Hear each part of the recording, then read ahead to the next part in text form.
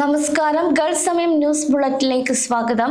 Gulf മേഖലയിൽ സംഘർഷങ്ങൾ തുടരുമ്പോൾ നിലവിലെ സാഹചര്യങ്ങൾ സൂക്ഷ്മമായി നിരീക്ഷിച്ചു വരികയാണ് ഇന്ത്യൻ വിദേശകാര്യ മന്ത്രാലയം അറിയിച്ചു.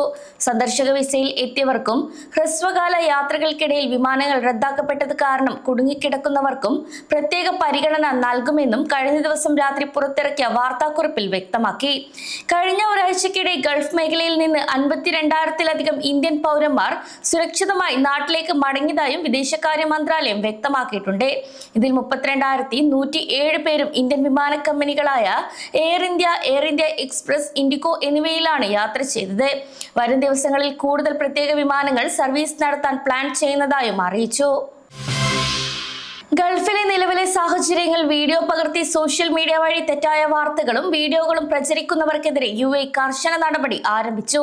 വ്യാജ വാർത്തകൾ പ്രചരിപ്പിക്കുന്നത് അധികൃതരുടെ ശ്രദ്ധയിൽപ്പെട്ടാൽ 2 ലക്ഷം ദിർഹം, അതായത് ഏകദേശം 45 ലക്ഷം രൂപ വരെ പിഴ ചുമത്തുമെന്ന് മുന്നറിയിപ്പ് നൽകി. കൂടാതെ ആകാശത്ത് മിസൈലുകളോ ഡ്രോണുകളോ വെടിവെച്ചിടുമ്പോഴുണ്ടാകുന്ന ദൃശ്യങ്ങളോ അവശിഷ്ടങ്ങൾ വീണുണ്ടാകുന്ന നാശനഷ്ടങ്ങളോ ഫോണിൽ പകർത്താൻ പാടില്ല. കൂടാതെ ഇത്തരം ദൃശ്യങ്ങൾ വാട്സപ്പ് ഗ്രൂപ്പുകളിലോ ഫേസ്ബുക്കിലോ ഇൻസ്റ്റഗ്രാമിലോ പങ്കുവെക്കുന്നതും കടുത്ത ശിക്ഷ ലഭിച്ചേക്കാം. വർഷങ്ങൾക്ക് മുൻപ് മറ്റു രാജ്യങ്ങളിൽ നടന്ന തീപിടുത്തങ്ങളുടെയും അപകടങ്ങളുടെയും വീഡിയോകൾ ഇപ്പോൾ UAE നടന്നതാണെന്ന പേരിൽ പ്രചരിക്കുന്നുണ്ട്. അതിനാൽ UAE ഗവൺമെന്റ് മാത്രം നൽകുന്ന വിവരങ്ങൾ വിശ്വസിക്കണമെന്നും ആളുകളിൽ പേടിയുണ്ടാക്കുന്ന തരത്തിലുള്ള ഒരു മെസ്സേജും ആർക്കും അയക്കരുതെന്നും വ്യക്തമാക്കി. മിസൈൽ ഡ്രോൺ ഭീഷണികളെ തുടർന്ന് UAE അതീവ ജാഗ്രതയിലായിരുന്ന സാഹചര്യത്തിൽ നിലവിലെ സ്ഥിതിഗതികൾ സുരക്ഷിതമാണെന്ന് UAE ആഭ്യന്തര മന്ത്രാലയം വ്യക്തമാക്കി. രാജ്യത്തെ എല്ലാ നിവാസികൾക്കും മൊബൈൽ അലർട്ടിലൂടെയാണ് മന്ത്രാലയം ആശ്വാസ വാർത്ത അറിയിച്ചത്. അടിയന്തര സാഹചര്യത്തിൽ അധികൃതരുമായി സഹകരിച്ചതിനും ജാഗ്രത പാലിച്ചതിനും താമസക്കാരോട് മന്ത്രാലയം നന്ദി അറിയിച്ചു. ഭീതിയില്ലാതെ ദൈനംദിന കാര്യങ്ങളുമായി മുന്നോട്ടു പോകാമെന്നും വ്യക്തമാക്കിയിട്ടുണ്ട്.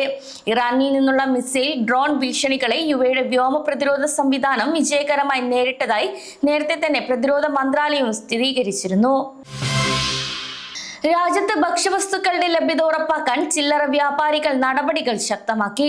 ഇന്ത്യ ഉൾപ്പെടെയുള്ള രാജ്യങ്ങളിൽ നിന്ന് പ്രത്യേക ചാർട്ടർ വിമാനങ്ങളിലും കാർഗോ വിമാനങ്ങളിലുമായി ടൺ കണക്കിന് പച്ചക്കറികളും പഴങ്ങളും മാംസവുമാണ് കഴിഞ്ഞ ദിവസങ്ങളിൽ UAEയിൽ എത്തിച്ചത്.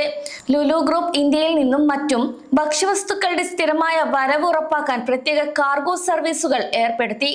കഴിഞ്ഞ ശനിയാഴ്ച പുലർച്ചെ കേരളത്തിലെ കൊച്ചിയിൽ നിന്നുള്ള ഒരു വിമാനം 80 ടൺ പുതിയ പഴങ്ങളും പച്ചക്കറികളുമായി അബുദാബിയിലെത്തി. ഇത്തിഹാദ് എയർവേസിന്റെ സഹകരണത്തോടെയാണ് ഈ ഒരു നീക്കം നടന്നത്. കൂടാതെ എല്ലാ സൂപ്പർ മാർക്കറ്റുകളിലും ഹൈപ്പർ മാർക്കറ്റുകളിലും ആവശ്യത്തിന് സാധനങ്ങൾ സ്റ്റോക്ക് ഉണ്ടെന്നും ആരും പരിഭ്രാന്തരാവേണ്ട സാഹചര്യമില്ലെന്നും ഉറപ്പ് നൽകി. വരും ദിവസങ്ങളിൽ കൂടുതൽ വിമാനങ്ങൾ വഴി സാധനങ്ങൾ എത്തിക്കാനും പദ്ധതിയുണ്ട്. ഫുജൈറ എമിറേറ്റിലെ എണ്ണ സംഭരണ മേഖലയിൽ തീപിടുത്തമുണ്ടായതായി അധികൃതർ അറിയിച്ചു. UAEയുടെ വ്യോമ പ്രതിരോധ സംവിധാനങ്ങൾ ഡ്രോണുകളെയും മിസൈലുകളെയും തടയുന്നതിനിടെ അവയുടെ അവശിഷ്ടങ്ങൾ താഴേക്ക് പതിച്ചാണ് തീപിടുത്തത്തിന് കാരണമായത് എന്നാണ് പുറത്തുവരുന്ന വിവരം. സംഭവം നടന്ന ഉടൻ തന്നെ ഫുജൈറയിലെ അഗ്നിശമന സേനയും സിവിൽ ഡിഫൻസ് വിഭാഗവും സ്ഥലത്തെത്തി തീ പൂർണ്ണമായും നിയന്ത്രണ വിധേയമാക്കി.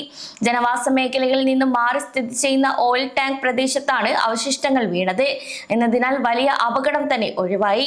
കൂടാതെ ഈ അപകടത്തിൽ ആർക്കും പരിക്കേറ്റിട്ടില്ലെന്ന് ഫുജൈറ ഗവൺമെന്റ് മീഡിയ ഓഫീസ് ഔദ്യോഗികമായി അറിയിച്ചു. ഇതോടെ ഗൾഫ് സമയം ബുള്ളറ്റിൻ അവസാനിക്കുന്നു. നമസ്കാരം. സമയം മലയാളം വാർത്തകൾ ഇനി ടൈംസ് ഓഫ് ഇന്ത്യ സൂപ്പർ ആപ്പിലും. ഇതിനായി പ്ലേ സ്റ്റോറിൽ നിന്നോ ആപ്പ് സ്റ്റോറിൽ നിന്നോ times of India app install ചെയ്യൂ. മലയാളം ഭാഷ തിരഞ്ഞെടുക്കൂ. വാർത്തകൾ ആസ്വദിക്കാം. എല്ലാം ഇനി സമയത്തിൽ.